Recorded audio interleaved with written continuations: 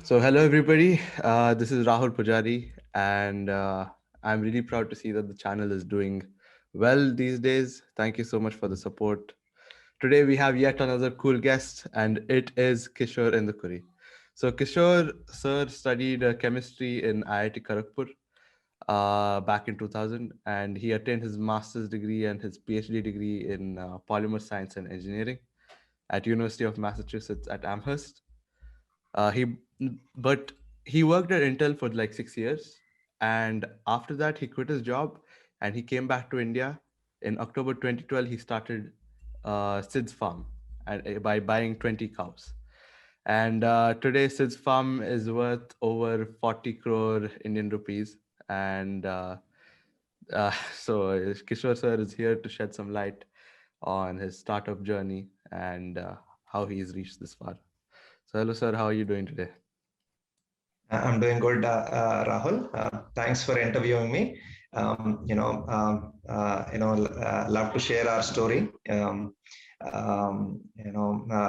We started small, like you said. We started with 20 cows, and always interested in agriculture. Wanted to do something in agri, and um, uh, you know I felt I could do it, but and as I started getting into it, I realized how big the subject was, how vast it was, and only as we started to do it, we could really get into it. We had to get into it, understand all the nuances. It was quite a ride, I would say. It's been a great journey. I mean, very fulfilling. Just because I think you grow as a person when you really have to push yourself, right? I mean, and that's what Sid's Farm did to me. I'm very happy, that I was able to go through this experience, that I could get this experience. Had a very fulfilling time so far. Yes. All right. So you were on a track to get a science-oriented career. So when did you actually feel like you wanted to do, business? Because you were doing PhD and you were doing masters, and you were studying so much science.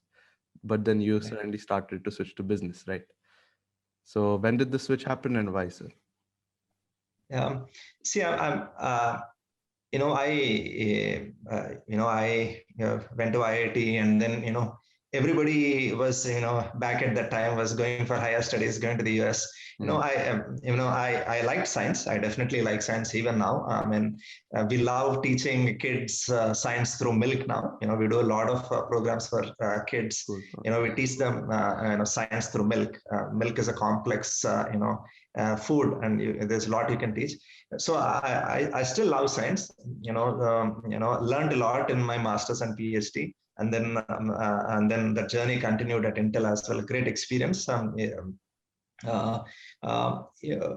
And I want why I switched. To business, because I wanted something more. Right, I wanted a bigger kick, I would say, in my life. Science and engineering, and working in at Intel did give me a lot of I think satisfaction, but I think I needed that little bit more kick, and something that really pushed me into a corner, right? Something that really and I was looking for that something. So even in the US, I was trying out a whole bunch of stuff to see if they would push me, give me that satisfaction. But I think I found it in business, right? Hmm. When I say, because it was just we wanted to say, let's go and do pure milk was the problem that we started to solve. But business is, I mean, you have to learn a little bit about everything, right? Yeah. It sort of gave an entire picture of the whole landscape, right? So I don't see as I mean, really as moving from one field to the other. I mean, I felt that I needed that bigger kick in life, and that's why I moved to business. Yeah. Okay. I agree. So, sir, what is your opinion on starting a company early on, like during college, for example? Is it a good idea or a bad idea? I think, even from college, right, explore as much as you can, right? And every opportunity, every few months that you get, talk to companies, spend time, understanding their business models, how things work. Um, you know, the sooner you get exposed to a variety of stuff, it's better because, I think will figure out our calling much sooner. I would say definitely get exposed as soon as you can. I would say for me that wisdom dawned on me, a little later. But I think as you try more and more stuff at a young age, I think it'll happen faster. So definitely, I would say try it faster. Yeah, makes sense. So since you're situated in Shamshabad when you started, what did you actually feel were the important factors in choosing the location for your business? So Rahul, I mean, we didn't really have a choice, right? I didn't know that many number of people, so we started from a leased location, and I met our landlord through a common friend. A great gentleman. His land was, empty. He was not, doing anything at that point of time with his land. So we took his land on lease and started the business. I didn't know many people then. He was a great guy. Offered me his land, and that's how we started. Right. Okay. So when you possibly were, doing well at Intel, you quit the job and then you took the risk. So what did you actually factor in that time? Like, how did you do your risk analysis? Because it's definitely a huge risk to come back to India and start a business from scratch when you're doing I so didn't well. do any. I didn't do any risk analysis, Rahul. I was crazy, I was just plain crazy, right? I thought I had some savings, and uh, swept through it all within a year and a half. By 2014, I was just left with like 10,000 to 15,000 in my pocket with a family in tow. That's how crazy it became. But I don't regret it, right? Because see, if I know what I know now, I would not have even gotten into it, right? So this is, just taking it with the. See, I love the journey, but there's so much, right? My only this thing is, if you keep researching everything, right, you do all kinds of risk analysis. Sometimes you get very scared, right? I think if you like something, you think there is a decent shot at it, you just go and do it, is what I'd say. But yeah, and that's what I did, right? We started it. Then whatever was needed, right? If we had to tune the business model a little bit, we tuned it because we had to survive, right? We went all in, Right. and we just did whatever was necessary for the business to survive. And we pulled ourselves up. As I said, 2014, we were all out of money, mostly out of money, and slowly the business, the investments that we made slowly started yielding results, and we did whatever was needed one by one. The customers kept coming, so the burn reduced slowly, and I think I would say just do it, right? Because if you do too much risk analysis, I think you won't be able to do a lot of things. Yeah. Yeah. Sir, how do you gain all these, amount of customers? What is the best way of advertising that has helped you in your Um, company? uh, So we went, like any other metro city in India. Hyderabad also has a lot of apartments and gated communities. So we started with gated communities first. We would, go there on the weekends, advertise, talk about our milk. We would have customers sample our milk, and talk to them. Every weekend, right? And that's what we did for the first 3-4 years. I would sit there. I would take all calls with all of our customers, every day. For the first, I think, 4 years. And now we have a small team helping with that.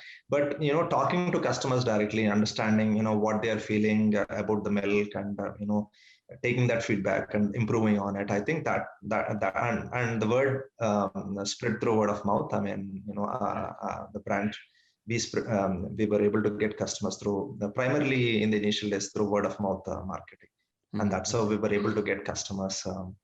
Hmm. right? And I think as the number of customer increased, I think they started talking more, and Yeah, that's how we were able to get customers. I see. So let's say I want to start a farm very soon. So, what all factors do I need to look at in order to make it successful early on? Yeah, I mean, my advice always is, start with market, right? Figuring out where is your market, right? If you want to do it in Delhi, or if you want to do it in any metro, the market is there, right? For whatever, I mean, if it's a healthy food, definitely market is there, right? Mm. So I would start with simple stuff like printing a good set of flyers, Okay. picking up a good catchy name, going straight to the customer and saying that this is what I'm going to do, and this is why you should buy our produce. Mm. And if you start from there, I think I mean you can definitely, you pick any segment. I mean if, customers want good quality products, Yeah. right? And I think and there are so many that you can do, right?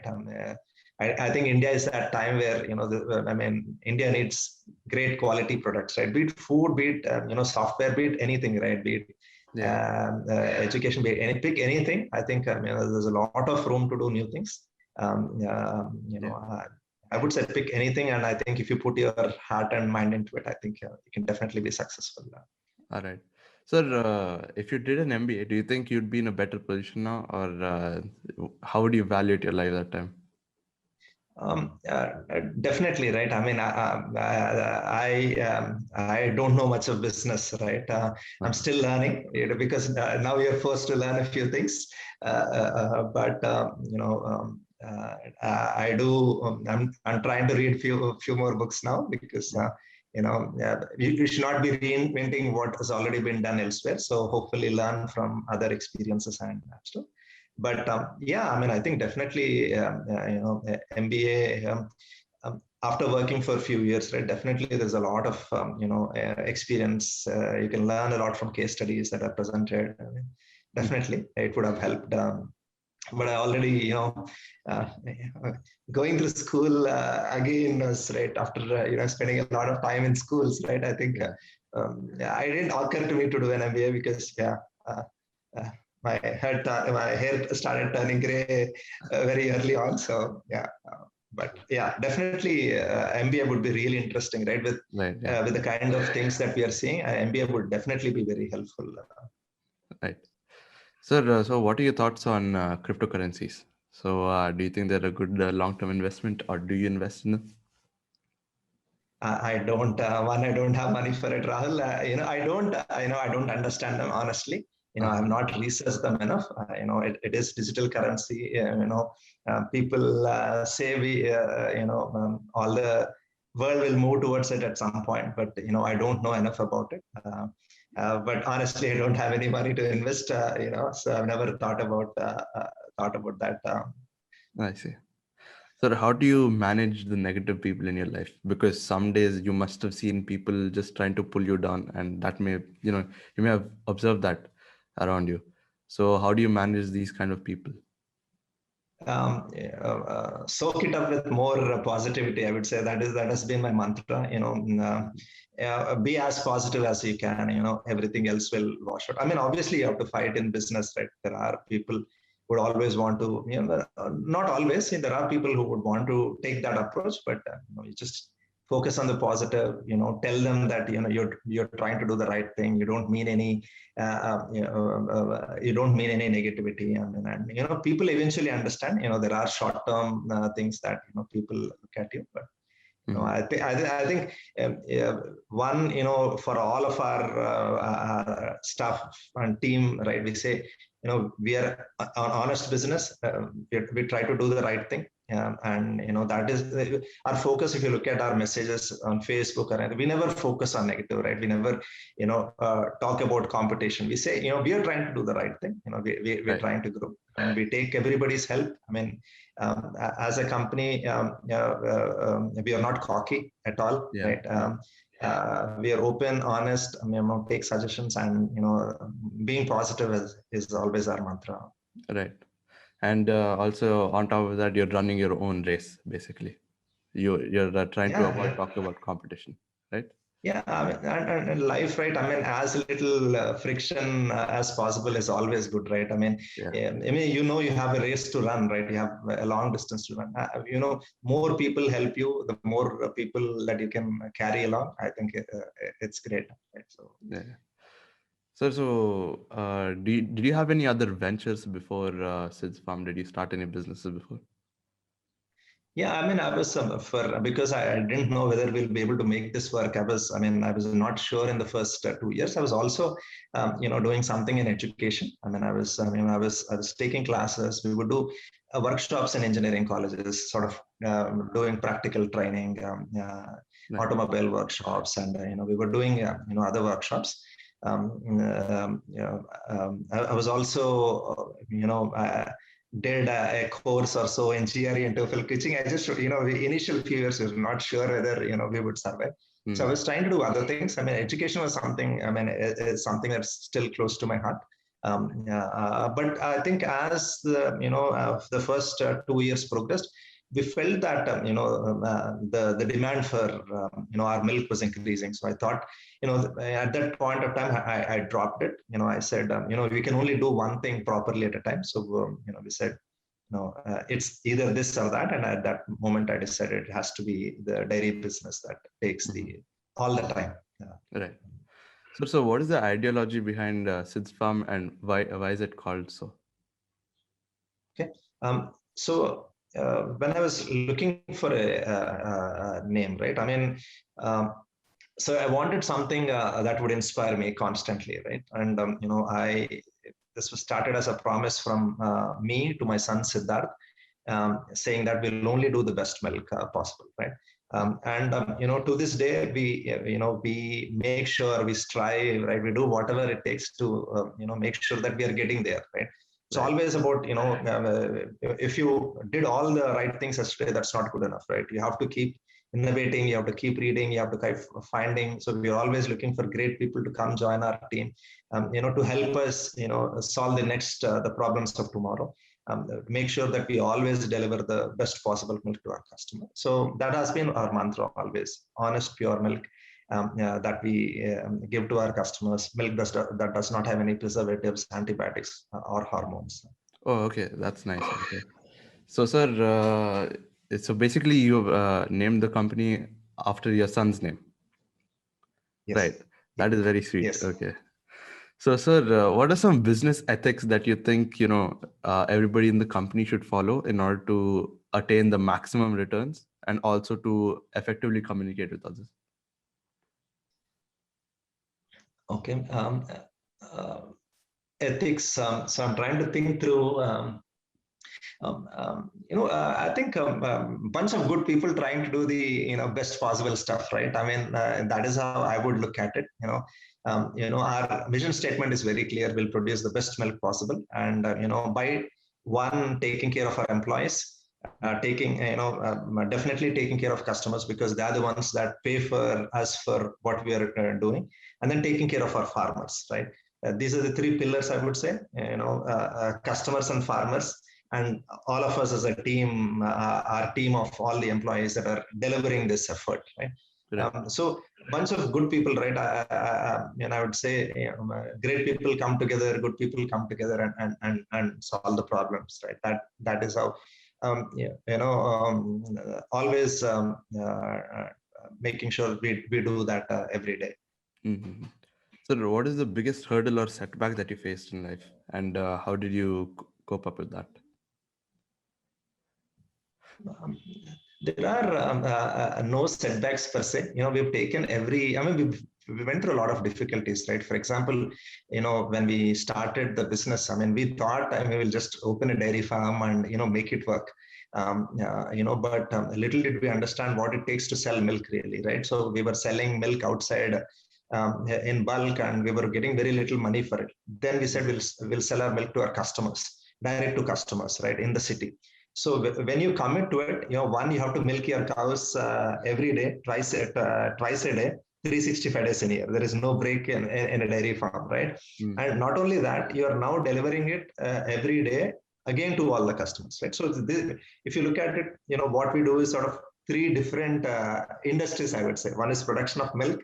production slash procurement of milk. Other is processing it. In a processing, I mean basic pasteurization and the packaging. And the third step is actually delivering it to the end customer, the last mile delivery, right? So these are three different areas that are really, really operationally intensive. Right. Right. So in initial days, we would wake up at 4 in the morning, 4 to 5, we would milk our cows, and then 5 to 5:30, we had a hand packing machine. We would hand pack it our milk. 5:30, our guys would go to the city and deliver the milk in an hour and come back. As the milk volumes grew, we had to advance the timings, right? 4 became 3:30, 3. I mean, we were like at one point we were waking up at 1:30 and 2 in the morning, and slowly we started. We had to learn about processing because we never factored in that we had to have a small chilling facility or a small pasteurization facility, but it was needed, right? If we had to survive this and do this. The fact that we were delivering our milk, and you're doing this 365 days. We were selling milk in the morning. Whatever milk was produced in the morning, we would go and deliver it in the morning. Whatever milk was produced in the evening, we would go deliver it again. So we were doing, if you look at it, 730 trips, right? In a year, right? So traveling so much, and everything in that timelines, right? Our vehicles had accidents. We ran out of money. And all sorts of things happened to us, right? I think we still kept going through it because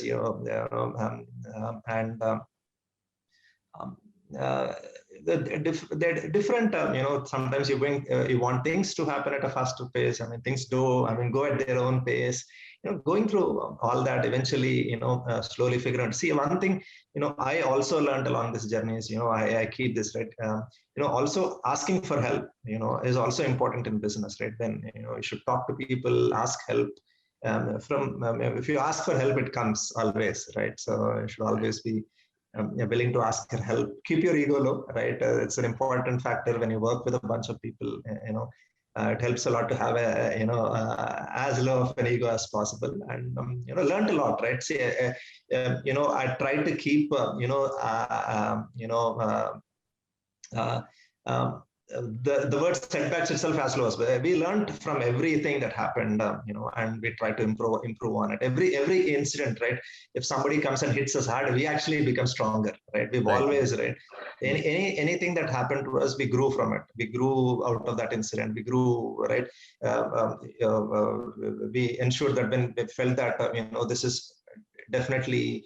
If you're doing a lot of deliveries that are prone to accidents, then we figured out, we altered that business model there a little bit. We invited a lot of contract drivers who would come and deliver the milk, and now they take better care of their vehicles, they run their vehicles, and we've not had any major incidents, in the past 4 or 5 years. So, figuring out, learning from each incident, I think, and growing from it is what we did as a business.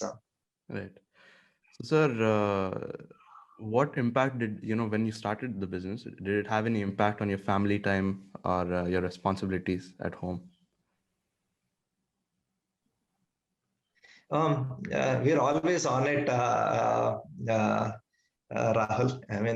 There is no, at least, in the initial few years, maybe now I'm getting to spend a little bit more time. But even now, it's always nonstop. There is, there are no holidays. There are no. It's been on all the time for the past, 7 or 8 years. But definitely getting a little bit more time now. A great team that is executing, on all fronts. We have, amazing guys, right? Just like family that are, that are taking care of the business and growing. So yeah. Sir, so what did you actually find more enjoyable, your day job, or do you enjoy your business more? Oh, and definitely business more. I would not trade this experience for anything else, right? So this has been, right? Only when it's difficult, then you really push yourself, right? I think, very enjoyable, much more, happy with the kind of exposure and experience that it has given me. And I see. I'm glad to hear that you're happy with what you're doing now. So, sir, what are your future aspirations for the business? What do you think? How is the spread of veganism actually affecting your business? Okay. So there are, see, basically, primarily milk is given, as a nutrition source for kids, right? So typically, I think, um, India people value that as a thing, right? So there are people, who buy our milk just for their kids, right? And I think, veganism, maybe potentially could have an impact. But I think, we are catering to the demand that is there now. Short term, I mean, I don't see it as a problem. But if we are willing to do whatever the customer expects from us, right? If the customer expects something else, I mean, we would do whatever is needed. If people prefer a lot of maybe plant-based foods and stuff, I mean that is what we would have to do. Today we see that people still look at milk as a great source of nutrition for kids, and that has been the primary demand generator for our milk. Right. All right, sir. Thank you for joining us today. It was a very wonderful talk. Thank you, Rahul. Thank you.